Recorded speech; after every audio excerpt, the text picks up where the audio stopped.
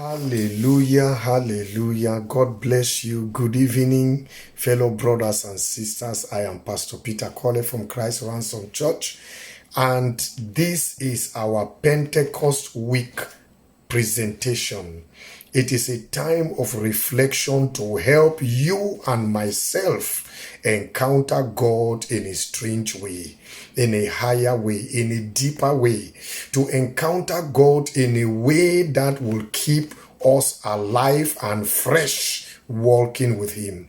This is an opportunity to prepare our hearts as we remember this Pentecost season, this Pentecost experience. I think that it will be necessary to let you know certain things to prepare you for an encounter of your own that can never change.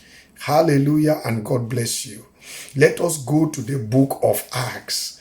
We're going to read from the book of Acts chapter 1, and I'm going to tell you two very important things that from the beginning of this week, this Monday, you will begin to lay upon your heart and begin to meditate upon to prepare your spirit for an encounter with the living God. Hallelujah. Let's look at verse chapter 4. And being assembled together with them, meaning Jesus assembled together with the disciples, the Bible says, He commanded them not to depart from Jerusalem, but to wait for the promise of the Father, which He said, You have heard from me. Verse 5 says, For John truly baptized with water, but you shall be baptized with the Holy Spirit not many days hence, or from now. Not many days from now. Now, I want you to see something in these passages that will prepare your heart and position you spiritually to encounter God in a special way. Number one, the disciples were under command. Hallelujah. The disciples of Jesus, they were under command. One of the most important ways to prepare your life and position yourself for an encounter with God is to be under command. You might have not received a definite command that is directed to you particularly, but the commands of the word of God, as much as they are general, they are specific, they are particular, they are for us individually. Praise the Lord. So you see, one of the ways that the disciples prepared for the coming of the Holy Spirit, the baptism of the Holy Spirit Jesus spoke to them, is that they stayed under command. They were under command. I want to encourage you today in the name of Jesus. Put your life under command of the word of God. Practice the word of God. Intentionally, not accidentally, position yourself under the word of the Lord. When you have found a truth in the word of the living God, do everything you can do to sit under that truth in the name of Jesus. Hallelujah. When you have found a truth in the word of God, give up everything you can give up so that that truth will be established in your life. Number 2, look at verse number 8. But you shall receive power when the Holy Spirit has come upon you, and you shall be witnesses to me in Jerusalem and in all Judea and Samaria and to the end of the earth. Praise the Lord. They were not just under command, they were under, hallelujah, expectation of a promise to come to them. What promise are you believing from the word of God? This is your week of encounter. There is nothing that God cannot overthrow, God cannot turn around, God cannot intervene in. Hallelujah. There is absolutely nothing impossible with our Father. He is not just God the Creator. He is Lord, the owner of everything. He is the King who reigns in the heart of men. There is no heart God cannot turn around. There is no decision God cannot overthrow. There is no soul so hard for God. If God could control Nebuchadnezzar, I'm telling you, the Lord of heaven can control any situation that you are expecting a change over in the name of Jesus. Remember, the first thing is that they were under commandment. They put their lives under obedience to the word of God. And they were in expectation. They were in expectation to receive the promise that Jesus has promised them. Hallelujah. Let us go to verse number 14. Acts of Apostles chapter 1 verse number 14. It says, these all continued, meaning the disciples, these all continued with one accord in prayer and in supplication with the women and Mary, the mother of Jesus, and with his brothers. Praise the living God. I want you to see something here that will also prepare you and position you in a place where you can receive from God in this very special Pentecost week, as we look forward to celebrate, to encounter again and again and again the coming of the Holy Spirit in our lives in a new, fresh, and anointed way. Amen. One of the things you see in verse chapter 14 is that they continued in one accord. Brothers and sisters, they were united. They had a common goal. They had one mind. They were in all ways united. Now, let me say something that is going to encourage somebody. As much as we have to be in one accord and united with one another, you must also be in agreement with yourself. The problem why many people cannot encounter supernaturally God is because they are in disagreement with themselves.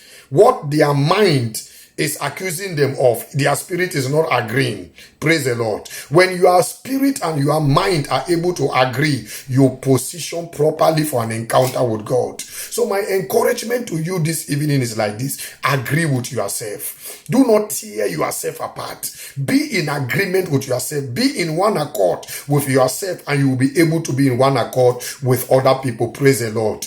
Is prayer what is ruling your heart?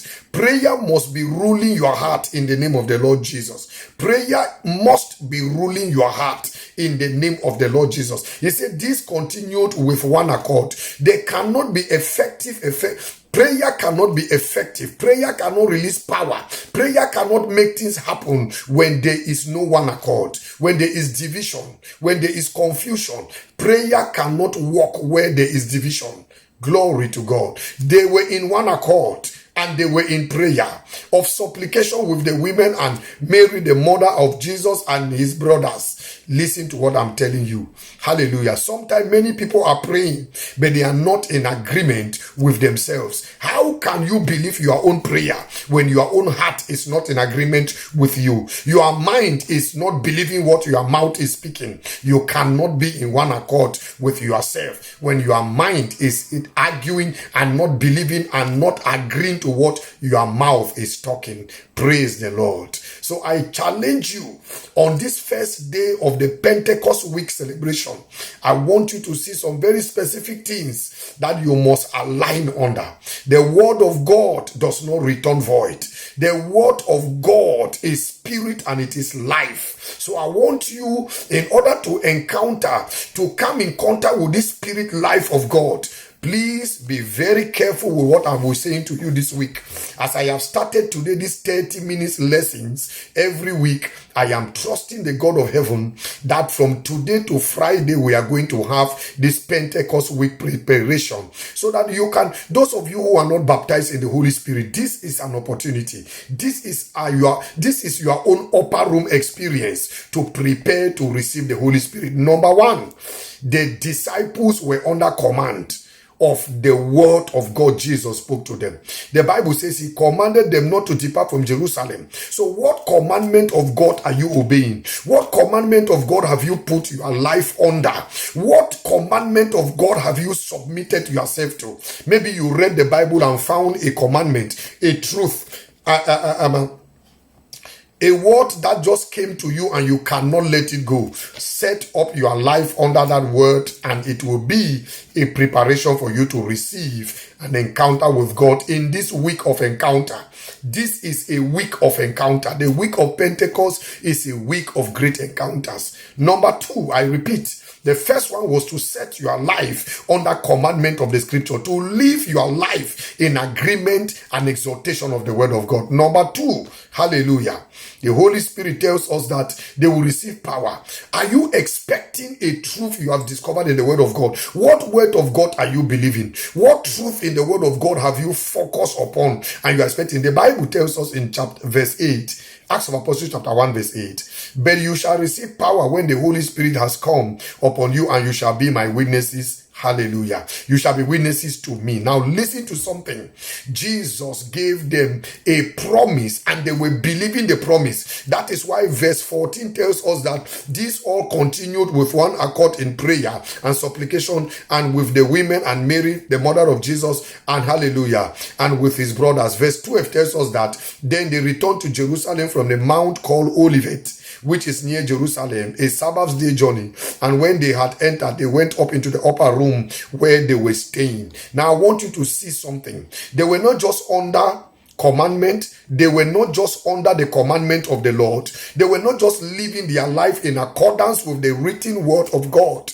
They also had a promise from Jesus they were believing. This is a week of wonders. Is your life under the authority of the word of God? Are you believing God's hand to be revealed over the scriptures you have discovered in his word? Is there any promise of God you are trusting and believing God that it will manifest in your life? This is a week of encounter.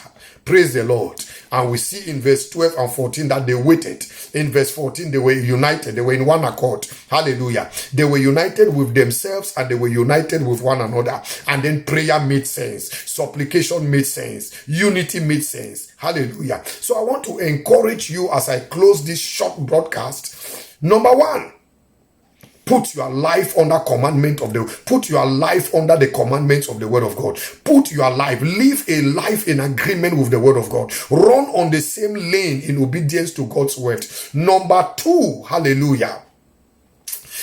Prepare your heart and strengthen your soul to believe the promises of God. Amen. Depend and hope upon the Lord. Look up to him to deliver what he has promised you. Number three, wait on the commandments of the Lord to manifest. Sometimes waiting will look like foolishness because you will not be doing anything. You will just be thanking him and blessing him and praising him for he is faithful. So people will tell you that you cannot just sit down and wait. You need to do something. Remember, the arm of flesh will fail you. The apostles did not do anything. They waited. The commandment was to wait. I don't know which commandment God has given you, but they waited and they were never put to shame. I challenge you in the name of the Lord Jesus. Wait on the Lord and your strength shall be renewed. Amen. Another very important one is that they continued in unity. Are you in unity with yourself? Are you fighting yourself? Are you in disarray and disagreement with yourself? You will not be able to believe your prayers. If you are not in agreement with yourself, if you are not united with your own self, if what your mind is speaking, what your mouth is speaking, your mind is not believing, then you are in disagreement with yourself. And when you are in disagreement with yourself, believe me, your prayers have no power because your heart is not believing your words. Be in agreement with yourself and things will be wonderful for you. Very important again, I want to say is that they continued in prayer.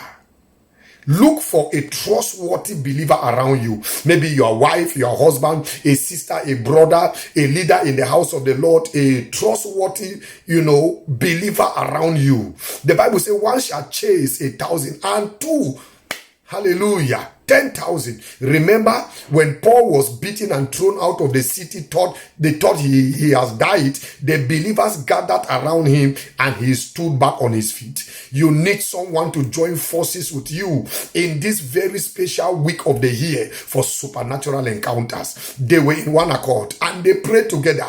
I pray in the name of Jesus that the Spirit of the Lord will bring somebody to your mind, will lead you to someone who has like mind like you, who can share your vision, who wants what you want, who is going where you are going, who believes what you believe. Hallelujah. Not just verbally, but with their pure lives, and you will see the glory of God.